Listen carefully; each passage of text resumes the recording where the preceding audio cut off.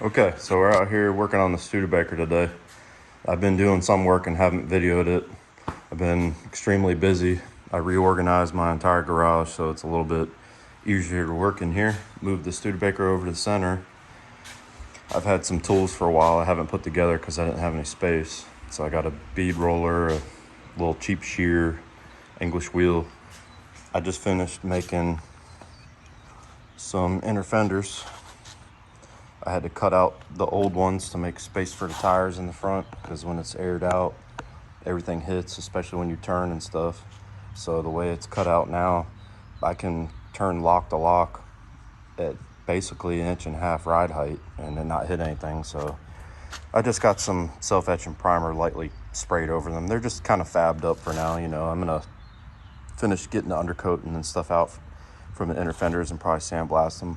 But got a bunch of sheet metal. I did that with some of my new tools. So now I'm making some wheel tubs in the back, and I basically have no idea what I'm doing. So I figured I'd bring you along with the confusion. Basically so far, obviously you've probably seen the whole rear floor section cut out where I C-notched the frame and made a 4-link and stuff. But right now I cut the tubs out and I basically just cut them out where they were round, the factory pieces. I tried not to cut more than I had to, but some areas I probably did, and they're not cut like in the best shapes. And this car is a lot different from all the videos of people making wheel tubs I watch. So I tried to watch some videos on getting some ideas, and I can't compare this car to anything. So I basically just have to go all on my own and just make something work. So I'm sure a lot of you can relate to that. As you can see, there's no perfect shape to the wheel wells where you had to cut them out to make space for the tires. And I basically set the car on the ground to where the rocker panels were the same height front and rear. And I made some blocks of wood to put on the C-notches to let the frame rest on the rear end, and I'll have to get some bump stops for that because I can't completely air out the rear because there's literally not enough space. I would have to cut all the way to like up here. So that's just is what it is. But the rocker panels sit about 2 3/4 inches off the ground, so I'm happy with that. I mean, it's low enough. So the car is low, and that was the goal. The only way you could get the rocker panels to lay on the ground on this car would to be like channel the whole floor, and I'm just not doing that. This isn't like a 30s or 40s model coupe or something where it'd be worth it. But the front, with it all the way aired out, the cross member is on the ground and the wheel drain plug touches the ground, so the front cannot go any lower than it is. It's just not possible. So I tried to set the rear to where it was even with the front when the front's down all the way, and that's just how I'm gonna roll with it. So yeah, so right now I tried to do this with some poster board, and it's just way too flexible to put up there and measure, and it's not that good. So I started with measuring from the side over here to where this trunk support bolt's gonna go, and I was like 8 1/4 inches. So I cut a piece of sheet metal 8 1/4 inches wide, but I didn't make it long enough, of course, so I'm gonna have to cut another one. And basically I'm gonna have to figure out how much longer I need to make it, and then I just jammed it in there and tried to see how it fit everywhere. But in the rear, I think I'm gonna make the tub straight at an angle so that it kind of fills more of the area in the back where it's cut.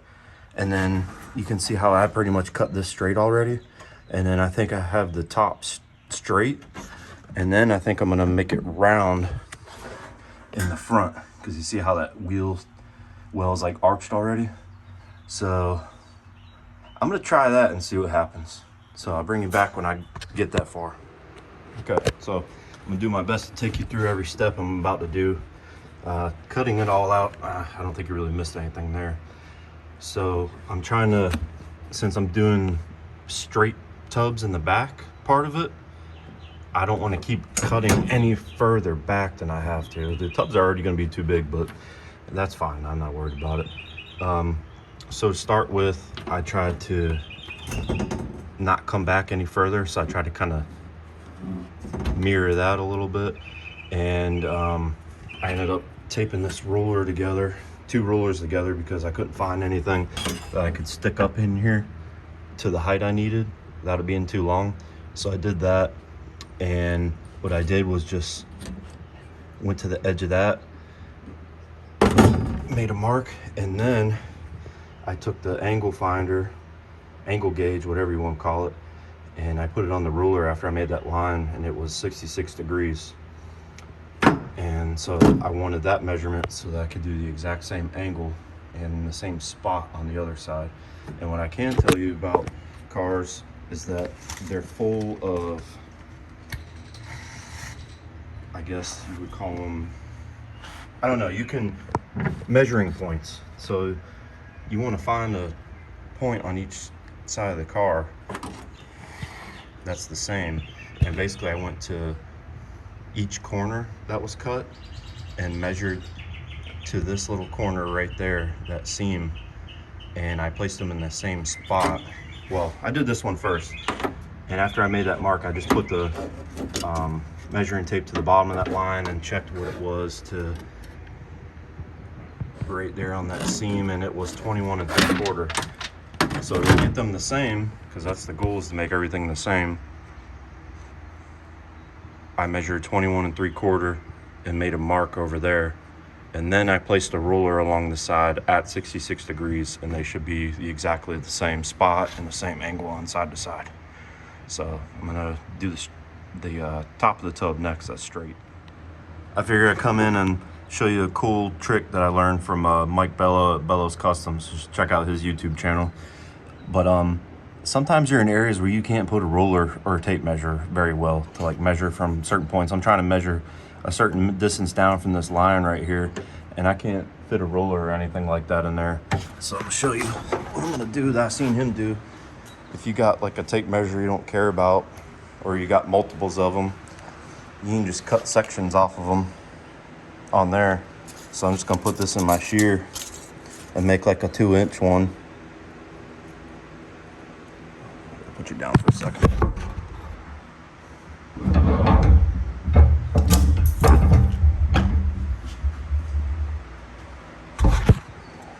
So now I got a little 2-inch piece of measuring tape. And this is even like a cheater one. It's got the fractions on it if you don't feel like thinking. But now you can take that in the car.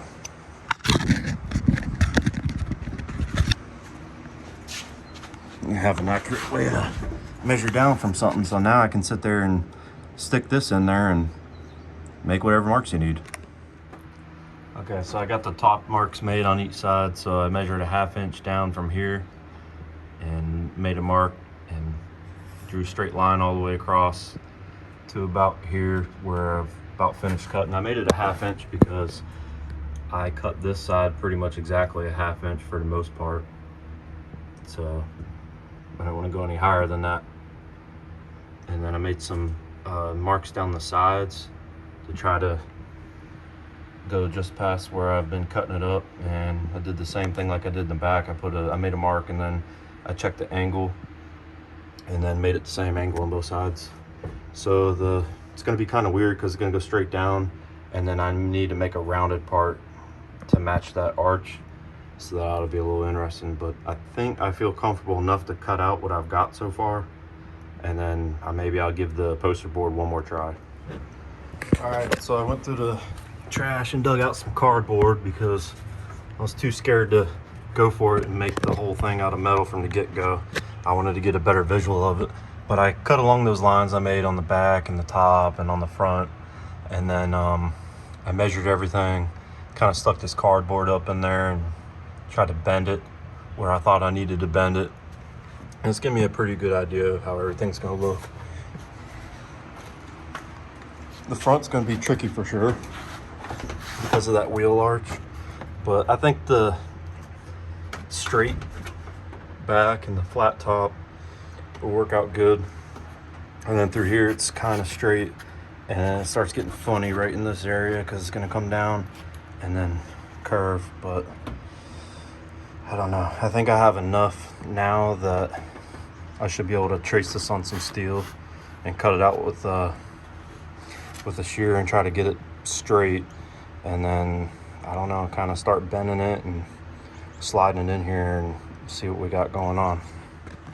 Okay, so we got our piece of sheet metal cut out, and I have it, you know, marked where the brakes need to be made, and I'm just going to go ahead and I'm going to roll a 5/8 bead in the rear section and then the top section, just to help try to get some of the tinniness out of it sound wise, but also just pay a lot of money for this tool, so I just kind of feel like using it because I'm still new to it. But I'm going to go ahead and roll a bead in it, and we'll go from there.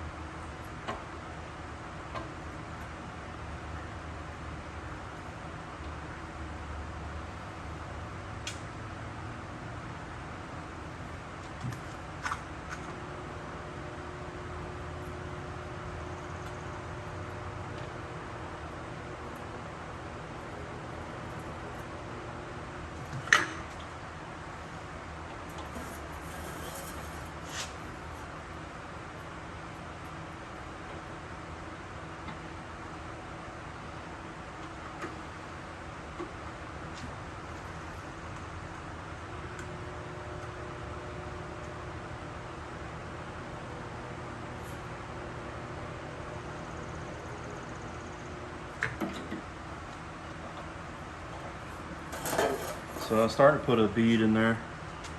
Looks pretty good. I go a little bit at a time so it doesn't really distort the panel. So I'm going to do that, probably tighten it a little more, make it a little larger, and then do the top. We got our 2 beads rolled in the panels for the rear of the tub and the top of the tub. So the line right there is where I need to put it in the brake and bend it.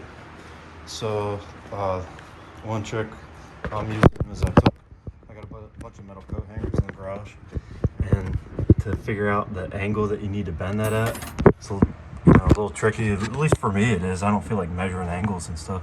So I took this metal coat hanger and trimmed it, and I just followed along this edge, and I'm just gonna bend it until it's the same angle, and then when it's in the brake, when the metal's in the brake, I can just hold up the hanger and see if it matches. So a little tip there.